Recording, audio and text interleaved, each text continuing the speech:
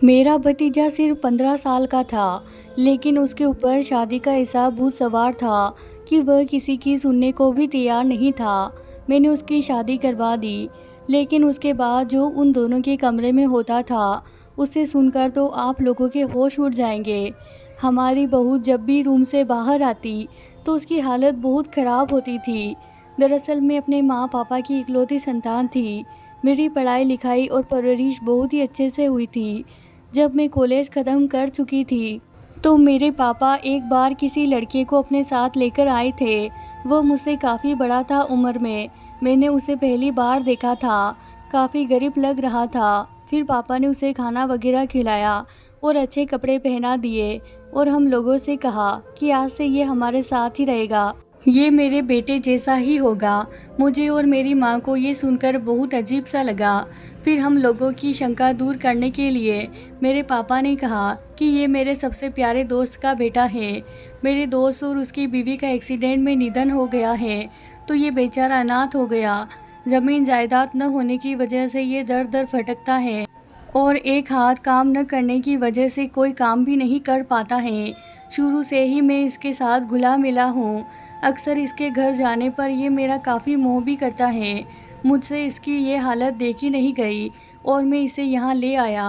पापा कहने लगे कि अनीता के भी कोई भाई नहीं है, तो ये भाई की भी कमी को पूरा कर देगा। मैंने इसे गोद ले लिया है। हम लोगों को भी कोई आपत्ति नहीं हुई थी उससे। वह हमारे साथ खूब घुल मिल रहा था, और अच्छा और नेक दिल होने की वजह से हम भी उसे पूरी तरह अपना चुके थे। पढ़ाई में उसका मन नहीं लगता था, तो वह ऐसे ही दिन भर खाली रहता था। अब मुझे डॉक्टर की पढ़ाई के लिए दिल्ली जाना था। सब तैयारियां हो गई थी। इसी बीच अचानक से पापा को हार्ट अटैक आ गया। उन्हें आनन फानन में हॉस्पिटल ले जाया गया, लेकिन भगवान को कुछ और ही मंजूर था। हॉस्पिटल पहुंचने से पहले ही पापा ने इस दुनिया और हमें अलविदा कह दिया था। हम तो जैसे टूट से गए थे। दुखों का पहाड़ हमारे घर पर गिर चुका था, लेकिन अब कर भी क्या सकते थे। इसीलिए हमने होनी को स्वीकार कर लिया। पापा को गए हुए पूरा 1 साल हो चुका था। तभी मेरे मामा जी घर आए और मेरी माँ से मेरे रिश्ते की बात करने लगे। मेरी माँ ने भी हाँ बोल दिया, और कुछ दिनों बाद अच्छे खानदान में मेरा रिश्ता तय कर दिया। लड़का प्राइवेट जॉब करता था, लेकिन मेरी शादी से पहले कुछ और ही होना लिखा था। मेरी माँ भी मुझे छोड़कर चली गई। एक बीमारी के चलते कुछ दिन बिस्तर पर रहने के बाद वो भी इस दुनिया को अलविदा कह गई। अब तो मैं मानो पूरी तरह से बिखर चुकी थी, लेकिन मेरे भाई ने मुझे संभाला और हम दोनों एक दूसरे का सहारा बनकर जीने लगे। तभी मेरे ननिहाल वालों ने मेरी शादी पक्की कर दी। जैसे जैसे शादी के दिन नज़दीक आ रहे थे, मेरी घबराहट उतनी ही बढ़ती जा रही थी। एक तो माँ पापा की याद, और ऊपर से ये डर कि बिन माँ बाप की लड़की के साथ वो कैसे व्यवहार रखेंगे।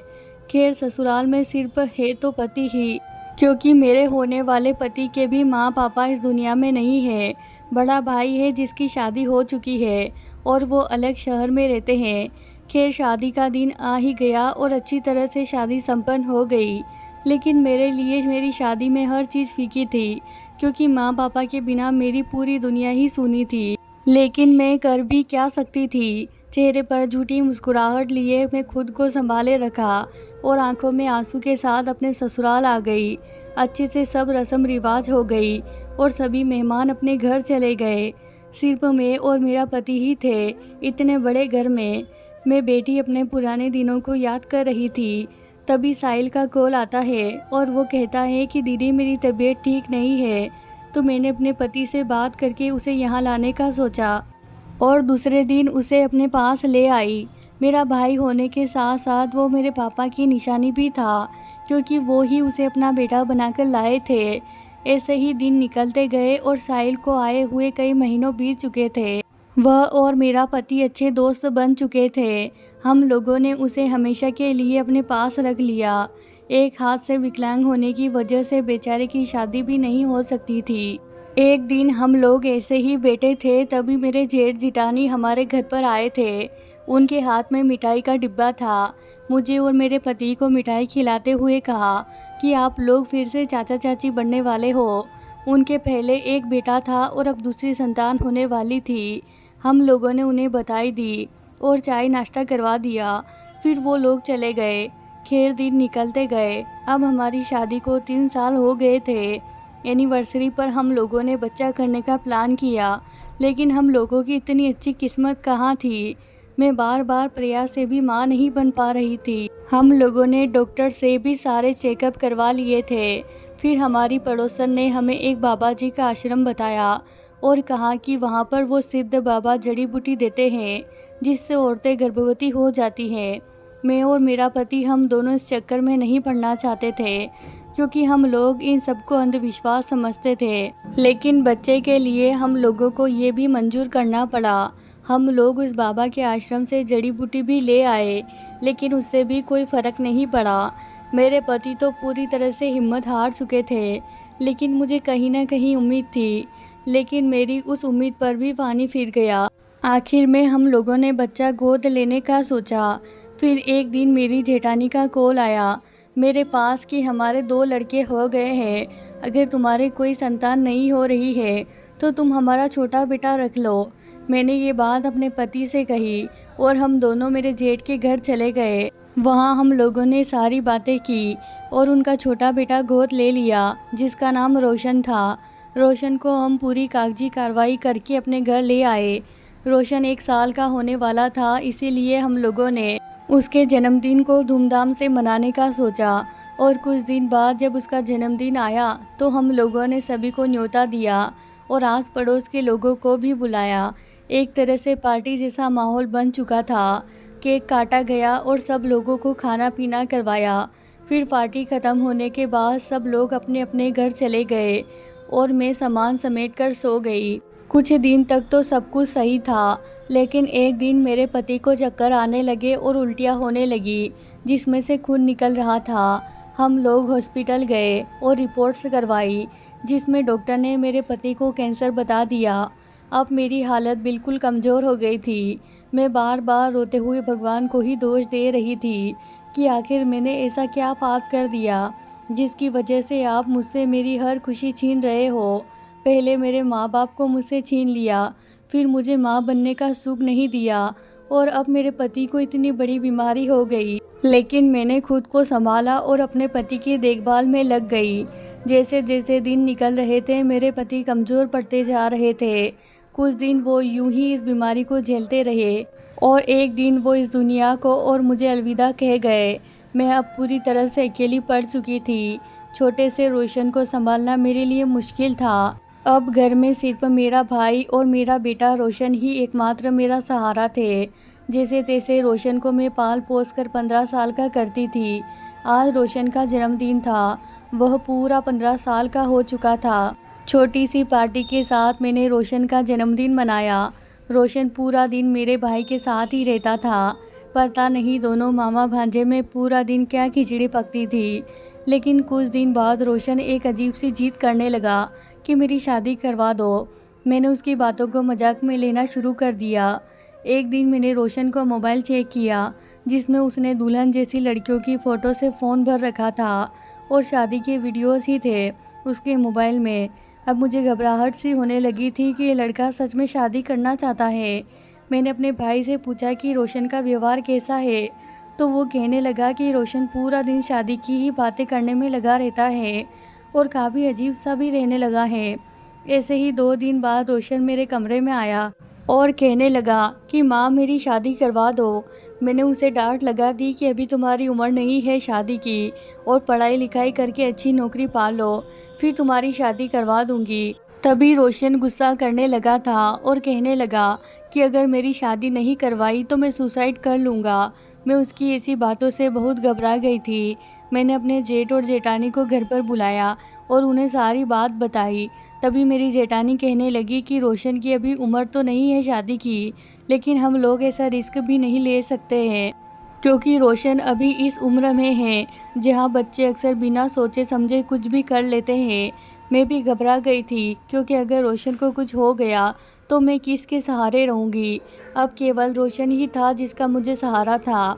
मैंने उसकी शादी के लिए हाँ कर दी और जेठ जी को लड़की ढूंढने का बोल दिया। फिर मैंने रोशन को अपने कमरे में बुलाया और कहा कि देखो रोशन, हमने तुम्हारे लिए लड़की देखनी शुरू कर दी है और जल्दी ही तुम्हारी शादी करवा देंगे। ये सब सुनकर रोशन काफ़ी खुश हुआ और इस दिन बाद से रोशन का व्यवहार भी अच्छा हो गया था। खैर कुछ दिन बाद रोशन के लिए एक अच्छी लड़की मिल गई थी। हमारे पास जायदाद अच्छी होने की वजह से रिश्ता आसानी से हो गया था। मैंने फिर रोशन को बैठकर कहा कि बेटा, तुम्हारी जीत पर मैं तुम्हारी शादी करवा रही हूँ, लेकिन उसके बाद से तुम्हारी पत्नी की सारी जिम्मेदारी तुम्हारी होगी। उसकी हर एक ज़रूरतों का ख्याल तुम्हें रखना होगा। तभी रोशन बोला कि माँ, आप फिक्र मत करो, मैं अपनी जिम्मेदारी खूब अच्छे से निभाऊंगा। आखिर रोशन की शादी कर दी गई। उसकी पत्नी का नाम प्रीति था। मैंने प्रीति को कहा कि बेटा, कोई भी दिक्कत हो या गड़बड़ हो तो मुझे बताना। उसने हाँ बोल दिया और वो लोग अपने कमरे में चले गए। दूसरे दिन जब प्रीति अपने कमरे से बाहर निकली तो उसकी तबीयत कुछ ठीक नहीं लग रही थी और रोशन का भी चेहरा उतरा हुआ था। मुझे अटपटा सा लगा तो मैंने प्रीति से पूछ ही लिया कि क्या हुआ है, तुम दोनों इतने उदास क्यों हो। तभी रोशन बोला, नहीं माँ, ऐसी कोई बात नहीं है, बस प्रीति की थोड़ी तबीयत खराब है। मैंने डॉक्टर को बुलाने का कहा, लेकिन उन दोनों ने मना कर दिया कि नहीं, अभी दवाई ले ली है तो ठीक लग रहा है। खैर अब तो रोज़ाना ऐसा होने लगा। प्रीति जब सुबह कमरे से बाहर आती तो बहुत ही उदास लगती थी। कभी कभी तो आंखें भी सूजी हुई होती थी, मानो पूरी रात रोई हो।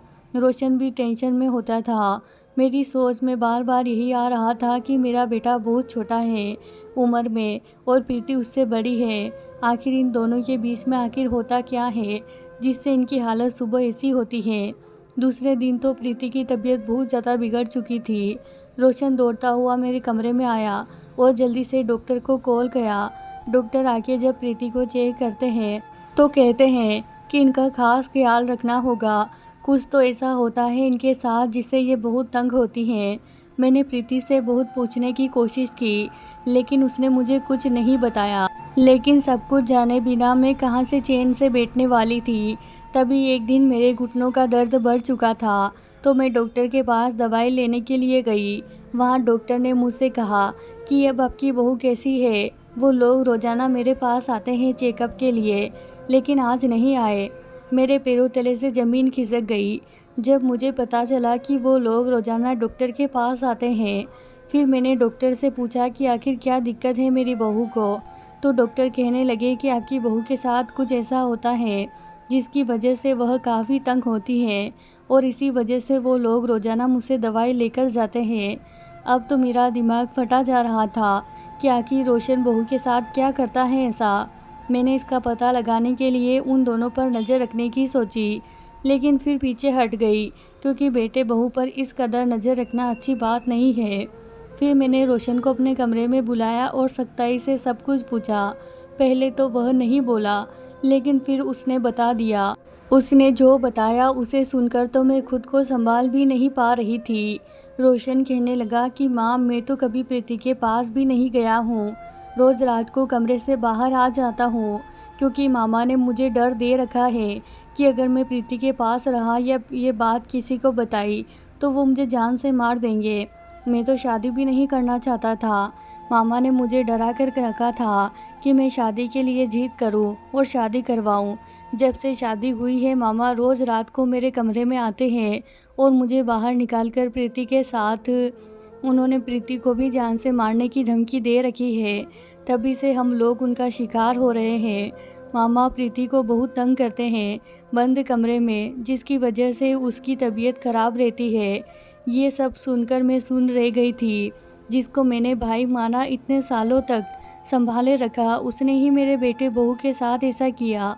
मैंने रोशन से कहा कि पुलिस को फ़ोन लगाओ, उस दरिंदे को सज़ा होनी चाहिए।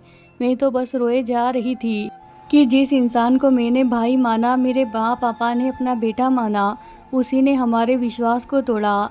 अब साहिल को पुलिस के हवाले कर चुके थे हम, तो बस यही अफसोस कर रही थी कि आज अगर माँ पापा होते तो वो इस घटिया इंसान का धोखा बर्दाश्त नहीं कर पाते। तो भाइयों और बहनों, अगर मेरी आज की कहानी आपको पसंद आई हो तो वीडियो को लाइक कीजिए, शेयर कीजिए और कमेंट भी कीजिए। और हाँ, सबसे ज़रूरी बात, अगर आपने अभी तक मेरे चैनल को सब्सक्राइब नहीं किया है तो प्लीज़ सब्सक्राइब करें। तो भाइयों और बहनों, मिलते हैं अगले वीडियो में एक और दिलचस्प कहानी के साथ। तब तक के लिए नमस्कार, धन्यवाद भाइयों और बहनों।